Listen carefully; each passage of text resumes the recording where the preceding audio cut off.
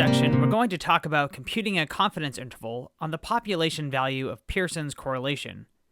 The population value is called ρ. Unfortunately, this calculation is a bit complicated because the sampling distribution of R is skewed rather than being normally distributed. The solution lies with Fisher's Z-prime transformation, described in the section on the sampling distribution of Pearson's R. Fisher's Z-prime is normally distributed and has a known standard error. There are three steps in computing a confidence interval for ρ. First, we convert our R value from our sample to Z-prime. Second, we compute a confidence interval using values from the Z-prime transformation. Finally, we convert the confidence interval back to R. Let's look at an example from one of our case studies. In the study on attitudes toward animal research, the researcher asked 34 students to rate the degree to which they thought animal research is wrong and the degree to which they thought it is necessary.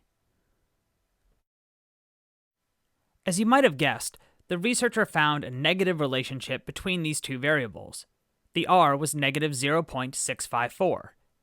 This shows that the more students think animal research is wrong, the less they think it is necessary.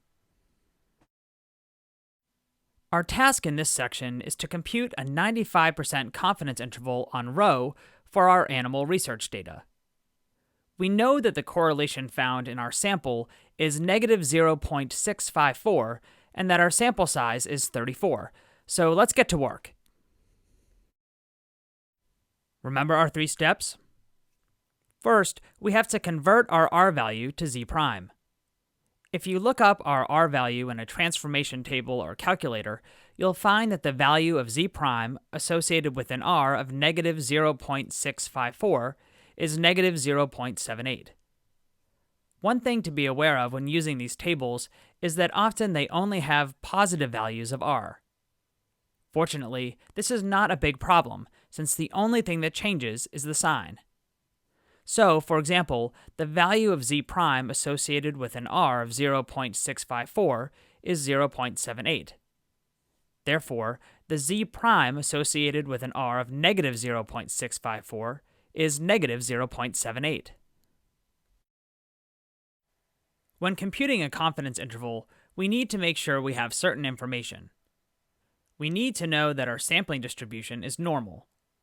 Since the Z-prime distribution is very close to a normal distribution, we are okay here. We need to know the standard error. This can be calculated by dividing 1 by the square root of n minus 3. In this example, the standard error is 0.180. Finally, we need to know the z for a 95% confidence interval. This can be found using the normal distribution calculator and is 1.96. We can now complete step 2 and compute the confidence interval with the Z-prime value.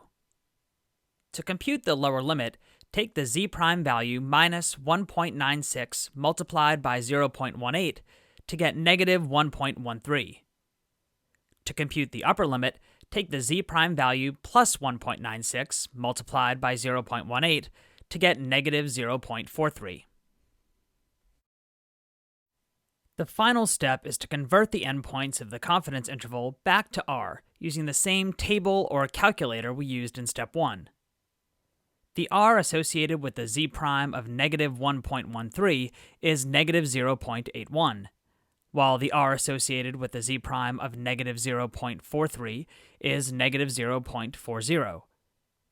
Therefore, the population correlation, or ρ, is likely to be between negative 0.81 and negative 0.40. The 95% confidence interval is shown in the purple box. If we wanted to compute a 99% confidence interval on the same data, we would use the z of 2.58.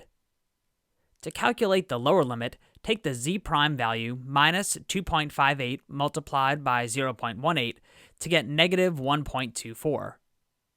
To calculate the upper limit, take the Z-prime value plus 2.58 multiplied by 0.18 to get negative 0.32. Converting our z-prime values back to r, a z-prime of negative 1.24 is associated with an r of negative 0.84, and a z-prime of negative 0.32 is associated with an r of negative 0.31. The confidence interval is shown in the purple box. Naturally, the 99% confidence interval is wider than the 95% confidence interval.